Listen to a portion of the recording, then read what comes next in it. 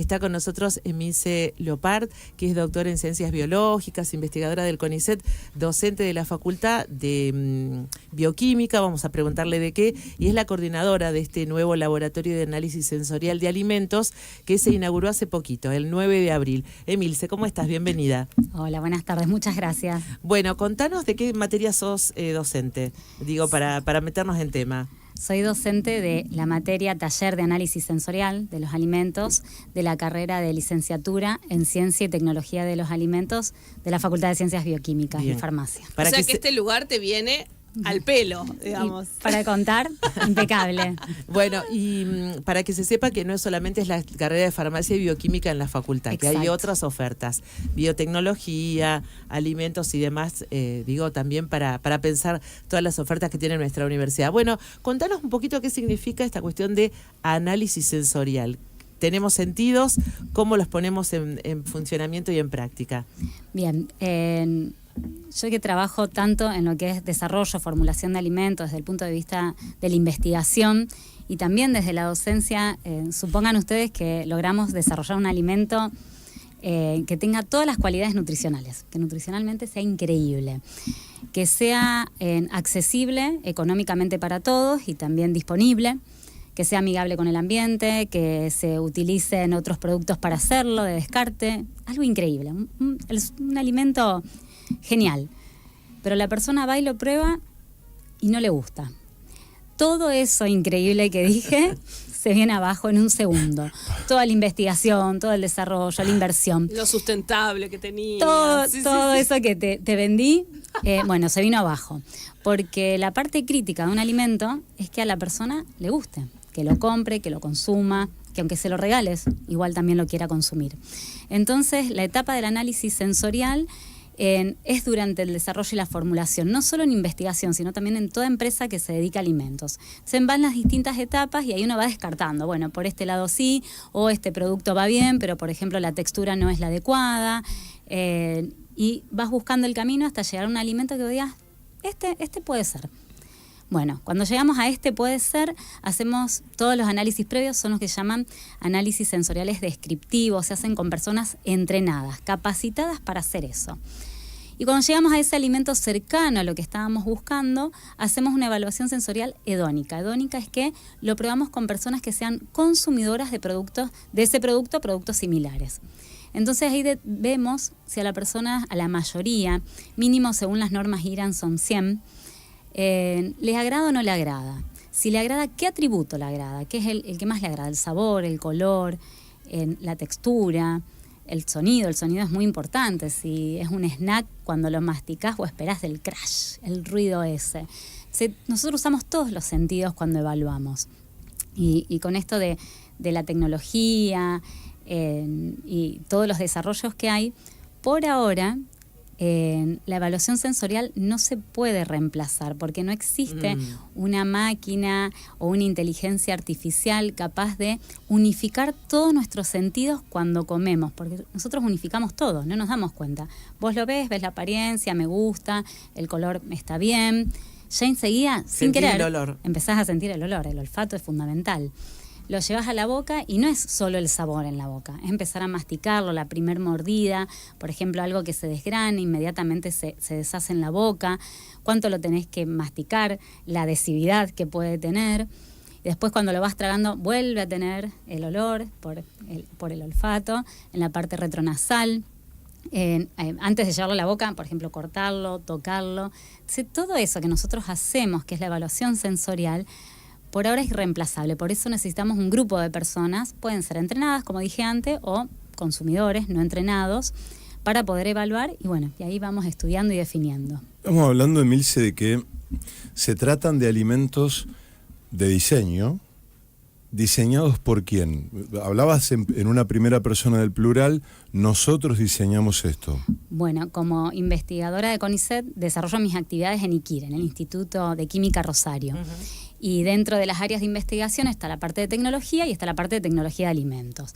Ahí somos un grupo de investigadores donde desarrollamos y formulamos alimentos. Hay muchos lugares, en Rosario y también obviamente en Argentina, y que se dedican a distintos alimentos, donde la finalidad puede ser diferente, desde usar productos de descarte para ayudar a la economía circular, o buscar productos más nutritivos, o que no tengan tantos octógonos. Bueno, y vamos formulando según la demanda o las líneas de investigación también. Pero ¿son las empresas quienes los contratan ustedes? No, CONICET es del Estado, No, pero hay vinculación con las empresas, sí. Está bien, pero de estas pruebas de las que estás hablando, se trata de alimentos y pruebas que ustedes evalúan para después poner a rodar en el mercado en otro vínculo con... Esa sería la idealidad, es a lo que apuntamos, sí, a la vinculación con digamos, con las empresas, con quienes necesiten desarrollar. Eso sería lo ideal. Bien. Emilce, ¿qué pasaba antes de la creación del laboratorio como tal? Quizás desarrollaban la actividad no tan ordenadamente o no lo hacían del todo todavía. La carrera, como vos bien dijiste, de licenciatura en Ciencia y Tecnología de los Alimentos es relativamente nueva en relación a las otras carreras en la facultad. Entonces era una necesidad concreta tener un espacio diseñado y exclusivo para el análisis sensorial de los alimentos. Fue así que con el doctor Pablo Busti y el apoyo del decano se empezó a trabajar y a pensar este laboratorio acorde a las normas IRAM, y hoy contamos con un área de ensayo que tiene 10 cabinas individuales con la iluminación adecuada, en temperatura y humedad controlada, libre de ruidos y olores, que se necesita así para poder evaluar, y un área de ensayo para poder preparar, está equipada adecuadamente para poder preparar y servir los alimentos para hacer la evaluación sensorial. Previo a eso, no contaba la facultad con un lugar así, porque la carrera es esto, lo que decíamos, relativamente nueva. Entonces hoy contar con todo eso es para los alumnos poder brindarles un nivel académico y de formación importante, digamos, cambió un montón. También para los investigadores, quienes desarrollan tesis, tesinas, trabajos finales en alimentos, poder contar con este espacio es fundamental. Y antes se hacía como se podía. Si quieren les cuento realmente cómo lo hacía. Siempre tengo la formación, entonces siempre acorde a esto de las normas, cómo tenían que ser. Lo ideal es que, obviamente, es un ambiente inocuo y tiene que ser individual, porque imagínense que uno está evaluando y si vos tenés a alguien enfrente y te hace cara de qué desagradable que es esto, o qué feo, cara así, y uno ya se condiciona. Totalmente, ¿no? totalmente. Probás algo y te ponen esa cara y bueno, sé lo importante según las normas que sea individual para que no haya ninguna influencia psicológica, aunque uno se concentre y diga, no voy a dejar que nadie... Pero si vos ves que te hacen una cara rara, y bueno. Entonces lo hacíamos con las cabinas de votación. Sí. Bueno, de hecho, cuando dijiste todo esto, dije, claro, como ir a votar. Bueno, esos cuadraditos. Igual, mi papá las pintó de blanco, porque según las normas tienen que ser blancas las cabinas, y bueno, yo andaba con las cabinas abajo del brazo, iba rotando por laboratorios que gentilmente en otras áreas también me facilitaban, porque también en esta materia pertenece al área Alimentos y Sociedad, que no tenía un área creada, un lugar, un espacio físico. Entonces, generosamente otros investigadores me prestaban su laboratorio y demás. Lo cual esto es mucho, lo debo decir en forma personal, es mucho más que un espacio físico haber logrado esto. Para la facultad y la universidad es un salto cualitativo que impulsa un montón de cosas.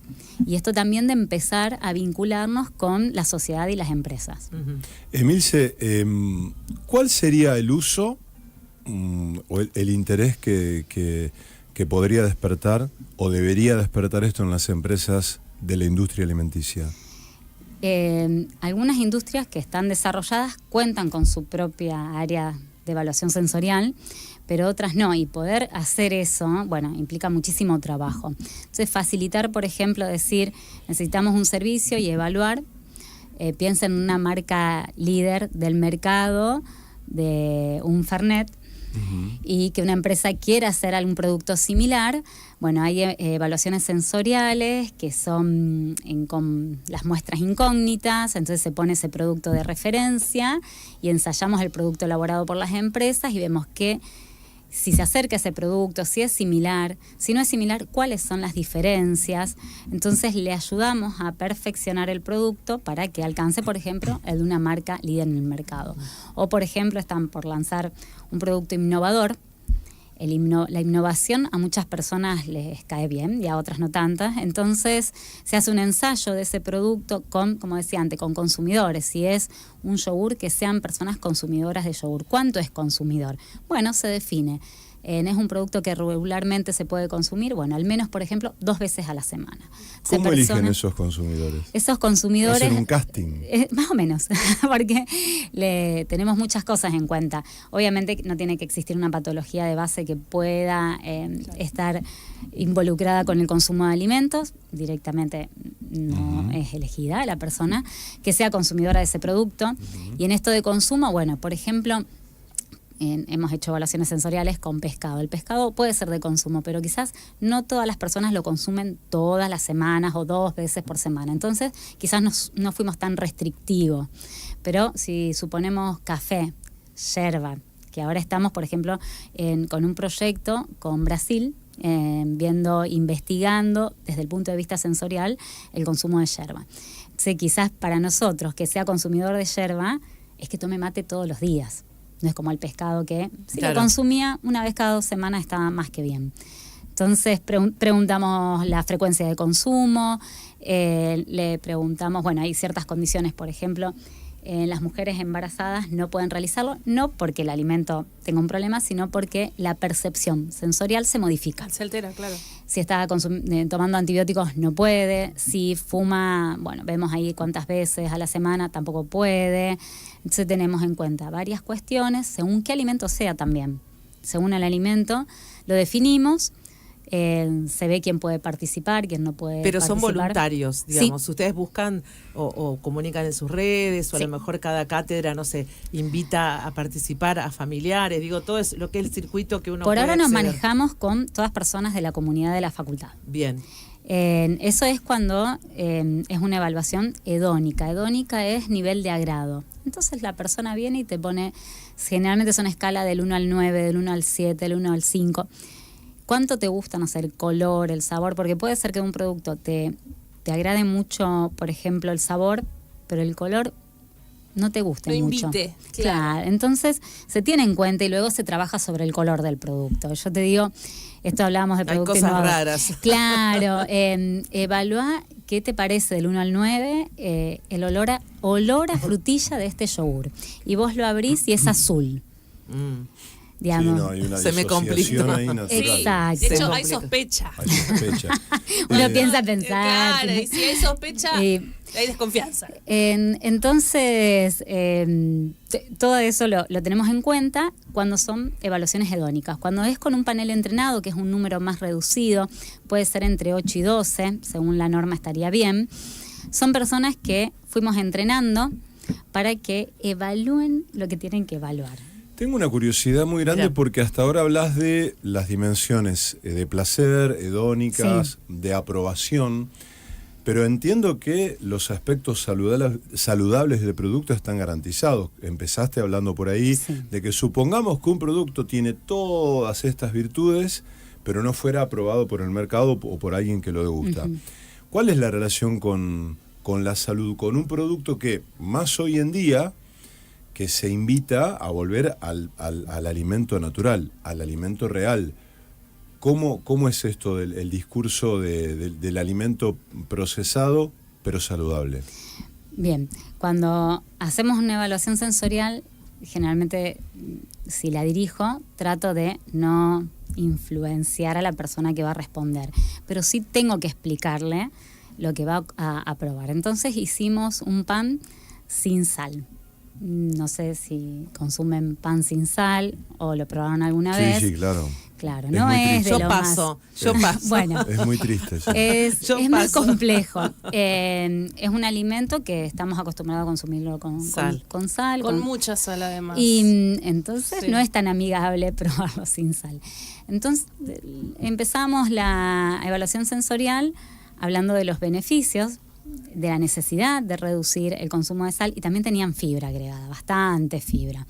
De la importancia de consumir fibra, de las dificultades que había en el día a día de reducir la sal, aumentar la fibra, y que lo comen y lo prueban así, sin nada.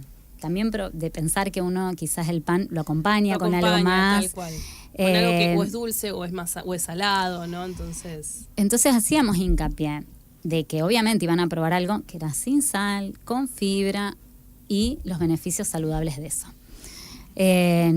La respuesta suele ser bastante positiva. Creo que ahí se va tomando una conciencia sobre los beneficios que tiene sobre la salud de consumo, en este caso reducir sodio, aumentar el consumo de fibra.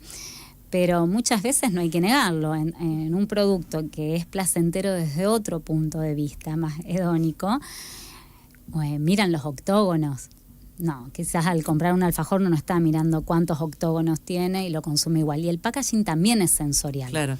Porque el packaging te vende. Entonces vos mirás el envase que tiene y te imaginás que es un producto de buena calidad. O ves el envase y decís, esto es medio. O sea, ahí también hay una percepción del consumidor hedónica y también una expectativa. Cuando te ponen una imagen, una foto de lo que te están vendiendo, generan expectativas sobre el consumidor. Y vos vas, lo pagás, llegás y querés lo que te vendieron en la foto. Abrís la cajita Claro. y no es. Bueno, Muchas hay un veces. montón de cuestiones Claro. con respecto al consumidor desde ese punto de vista. Pensaba justamente, Milce, en esta materia que das, ¿no? De alimentos y sociedad, cómo se cruza todo esto. Totalmente. Y qué compleja la época, ¿no? Porque recién al principio del programa hablábamos de que, bueno, cuando ellos estaban creciendo había 3 quesos, 2 leche entera y descremada, ¿no? Como un momento también del mercado de súper oferta y de súper cosita específica, y esto como, ¿no? Como un desarrollo, parece como muy voluminoso de productos, y el consumidor en el medio viendo, ¿no? ¿Cómo elegir? ¿Cómo elegir, ¿no? Hay consumidores que tienen un perfil tradicional y que siempre consumen la misma marca y difícilmente lo sacas de esa marca. Con lo cual, para ese tipo de empresas, que suelen ser las más importantes, por ejemplo, un cambio de materia prima, porque el proveedor, no sé, le pasó X cosa, el proveedor no está más, cambian de materia prima y el producto final puede cambiar. Y el consumidor fiel conoce muy bien el producto y puede percibir, más que cualquier evaluador sensorial, un cambio, lo cual puede generar un rechazo. Ahí también en ese tipo de cuestiones hacemos evaluación sensorial. Entonces la fidelidad del cliente es importante, y ahora hay tanta oferta que suele confundir. Hay otros tipos de consumidores que les interesa probar todo, claro. Otros que se guían por el precio, el pensamiento de más caro, mejor calidad. Digamos, hay distintos tipos de perfiles de consumidores. Y hay que ver dónde uno apunta.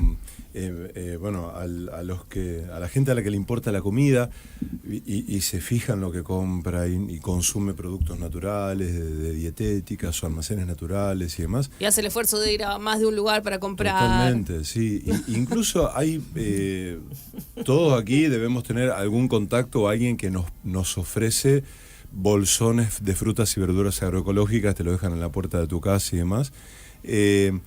Hay, al menos aquí en la órbita argentina, porque entiendo que en otros países es completamente distinto, un afán por la salud que también afecta a la producción y la proyección de la producción de alimentos. Bueno, con la ley de rotulado nutricional yo creo que hubo un cambio, un interés mayor. No sé realmente, y estadísticamente, no lo sé, si hubo un cambio en el consumo de los argentinos. Pero sí la ley creo que hizo tomar conciencia. No sé si todo el mundo puede interpretar esto de los rótulos, los octógonos, pero empezaron a mirar más. Bien. Y hay un interés creciente a nivel mundial en ese tema. También depende, obviamente, de en qué no sé, Sector nivel social, claro. socioeconómico uno separe hasta dónde se pueden fijar en eso. Pero sí, yo creo que hay una mayor concientización en las escuelas, con los chicos. Yo por lo menos nunca tuve la materia de nutrición o que me hablen de nutrición en la escuela. Y ahora es un tema que se toca y los chicos ya lo empiezan a manejar. Sí, porque vos sabés que nosotros hablamos con muchos actores de la cuestión de la alimentación, desde gastronómicos, gente que produce, que está cerca bueno, el otro día con la Facultad de Agrarias.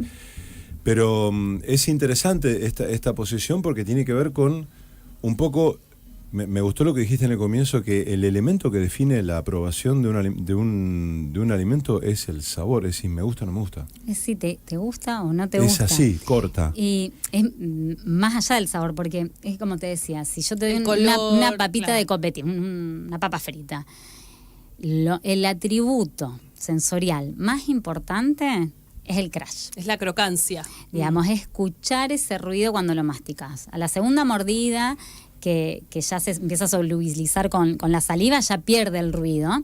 Pero si esa papa frita estuvo ahí dando vuelta y estuvo 3 horas por ahí, era un día de humedad, la probás y no sé, ¿viste? Es lo que vos decías antes, ya empezás a pensar, ¿se echó a perder? ¿Estará vencida? Y no, se humedeció, ¿qué va a hacer?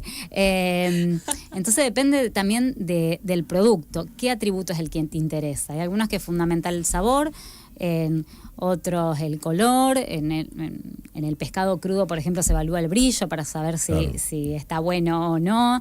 Entonces, según el alimento, uno tiene distintos atributos en cuenta. Según la bibliografía, el olor y el sabor son los atributos que a la larga definen la aceptabilidad. Pero bueno, depende del producto. Eso, Sí, me gusta, es interesante. Hay un elemento químico que surgió hace bastante ya, que es usado gastronómicamente, sobre todo en Perú, que aquí se lo encuentra en algunos lugares como Ajinomoto, es la marca, Sí. que es el famoso glutamato monosódico, que es una sustancia que produce el umami, la sensación de umami. Y entiendo que hay un montón de alimentos de la industria, de alimentos procesados, que usa glutamato monosódico, a veces en dosis exageradas, para generar esa sensación de adicción, entre otros productos los que mencionaste de snacks, galletitas dulces, que tipo te comes una, y si te comes una sos un superhéroe, porque Es inevitable. no hay forma de comerte una, claro. Bueno, justamente con eso, según las normas IRAN, son 5 sabores básicos: dulce, salado, amargo, ácido y ¿qué me faltó? Umami. Umami. Umami. Me lo estaba justo salteando. La incorporación del umami es en el centro de la lengua, es como que se unifican los otros sabores, entonces realza un montón. Se lo usa como resaltador de sabores. Exacto. Entonces, como que eso, son más gustosos.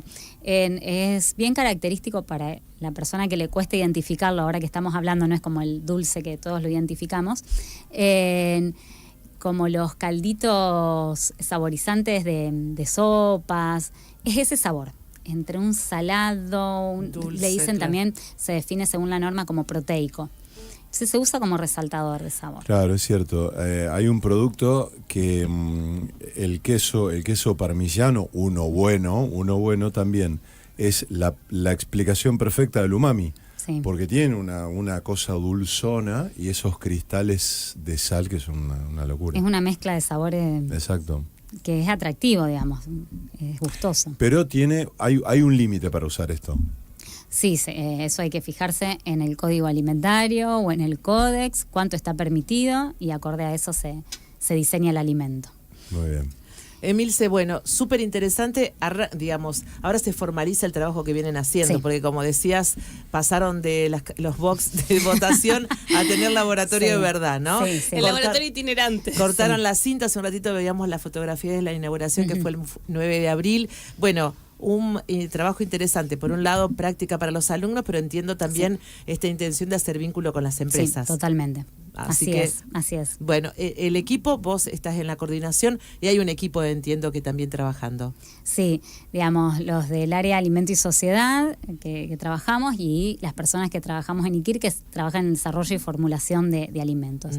Y también ahora, al tener un espacio propio, creo que vamos a poder formalizar un equipo, un panel entrenado, para que podamos continuar, digamos. Vamos a poder trabajar formalmente de una forma más prolija. Bien, me gusta también la idea de empezar a acercar a voluntarios, quizás siguen en el circuito de la facultad, pero quizás eso va creciendo y todavía no está tan instalado socialmente el concepto de voluntario para estas cosas, así que me parece que también ustedes meten un tema interesante. Creo que es fabulosa la invitación que haces, porque hay personas que no saben que en forma innata tienen una gran capacidad de evaluación. No, en esto de panel entrenado, no cualquiera puede formar parte de un panel. Se hace primero un reclutamiento, este casting, como vos decías, por decir. Nosotros luego, estamos acá. Yo para papitas, papas fritas. Le tiraron Fernet también, chicos. Hay Si hubiese distintas un opciones. magister, sería magister. Un doctorado. Después hacemos una selección donde hay muchos test que se hacen de las normas para ver si una persona está capacitada. Hay personas que entran a un lugar y abren la puerta y dicen, acá hay olor a tal cosa. Y entra el otro atrás y dice, yo no siento nada. Sí, yo soy ese. Teléfono para mi mamá. Bueno, yo soy insoportable. Hay personas que tienen una gran percepción olfativa en forma innata, que vos decís, lo puedo capacitar, entrenar para que busque un olor. Perfumista. Pero hay personas que así, entonces el hecho de invitar, no es que es necesario que sepan de una carrera específica. Acá es cómo uno maneja los sentidos y cómo puede, digamos, desarrollarlo para poder hacerlo. Hay un mensaje que llega a nuestro canal de YouTube de Pablo, dice: en Agrarias tuvimos experiencias con productos diversos como papas fritas, snacks de batata, espárragos, gaseosa, sabor cola, etcétera. Es muy divertido. Un abrazo, gracias. Bueno. Ese es el otro factor. Es una tarea bastante entretenida. Cuando hago la convocatoria, la verdad es que siempre tengo una respuesta excelente. Todos colaboran. No siempre todo es rico, te digo. Pero es divertido. Si te toca pan sin sal, te tocó. Es distinto. Están trabajando quizás concentrados en lo suyo, con lo cual yo valoro y agradezco muchísimo siempre a todos los que vienen a colaborar. Dejan lo que están haciendo y vienen, a veces un ratito, a veces más que un ratito, a colaborar, los que están entrenados y que todo el tiempo están ayudando en esto, en forma altruista, aunque después siempre hay un ida y vuelta, porque cuando otros necesitan, todos vamos a ayudar. Creo que es también algo que nos hace una característica especial, porque se hace eso, una colaboración constante en los que trabajamos en el tema. No puedo no hacerte esta pregunta. En el universo de la degustación hay anécdotas hermosas en el mundo de los vinos, de la comida y demás, de cómo trabajar la sugestión de la persona que va a hacer tal degustación, ¿no? Hay casos donde han puesto un vino muy malo, muy barato, no muy malo, muy barato en la botella de uno caro, y aún han engañado a sommeliers súper reputados que sacudían la copa y estaban tomando un vino. Bueno, ¿cuánto juega la sugestión y la disposición, digamos, psicológica de la persona que va a degustar? Muchísimo. Entonces, esto le llamamos errores o factores psicológicos, donde vos la presentación que haces del producto puede engañar o hacer que la persona evalúe otro tipo de cosas. No está evaluando el producto, se dejó llevar por todo el entorno. Por eso, por ejemplo, si nosotros hacemos una evaluación sensorial, no hicimos nunca de vino, hicimos de sidra, todos los servimos de la misma manera. Fueron todos vasos plásticos transparentes, con numerados, 3 números al azar. Las personas no sabían, eran 3 tipos de sidra con todos los numeritos y estaban servidas iguales, digamos, de la misma forma, buena o mala, igual. Entonces ahí, al compararlo, los 3 estaban presentados de la misma manera. Sí pasa que el hecho de presentarlo en una copa y demás te lleva a evaluarlo de otra manera o de otra forma, y sí engaña.